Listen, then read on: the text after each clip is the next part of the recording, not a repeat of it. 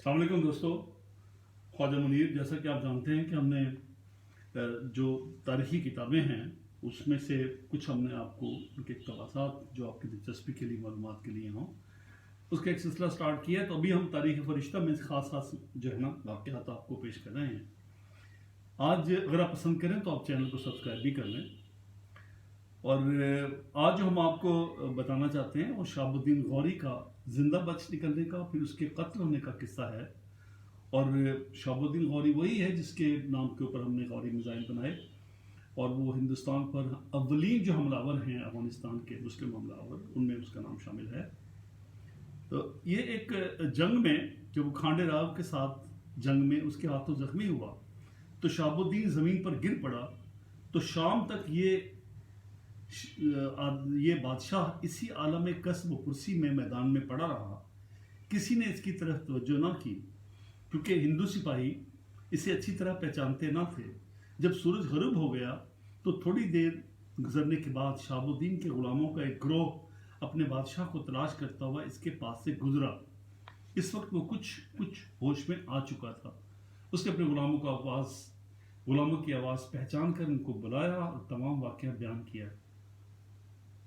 وفادار غلام اپنے بادشاہ کو صحیح سلامت دیکھ کر بہت خوش ہوئے اور اسے وہاں سے اٹھا کر اس جگہ لے چلے جہاں فراری بھاگے ہوئے امیر جہاں تھے.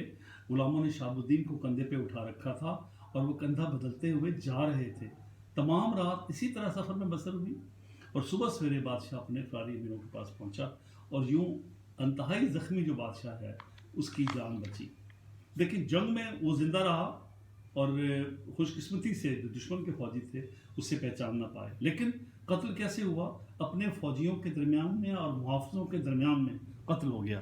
اور وہ کیسے کہ سلطان شہاب الدین دریائے سندھ کے کنارے پہنچا. یہ صفحہ نمبر 229 پر ہے اور وہاں ایک مقام پر مقیم ہوا. یہیں پر دوسرے روز سلطان شہاب الدین کے قتل کا حادثہ وقوع پذیر ہوا.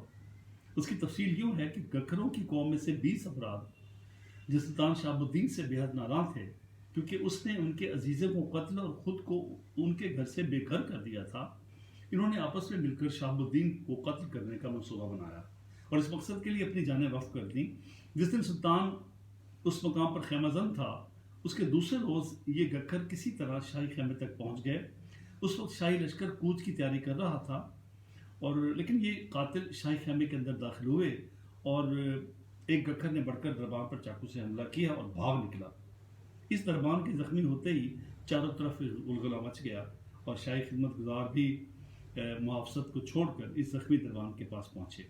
جب گکھروں نے دیکھا کہ اس وقت شاہی خیمہ خالی ہے اور تمام محافظ اپنے بادشاہ کو تنہا چھوڑ کر زخمی دربان کے گرد جمع ہیں تو وہ لوگ خیمے کو پھاڑ کر ہاتھوں میں چھرے اور خنجر لیے بادشاہ کی خوابگاہ میں داخل ہوئے.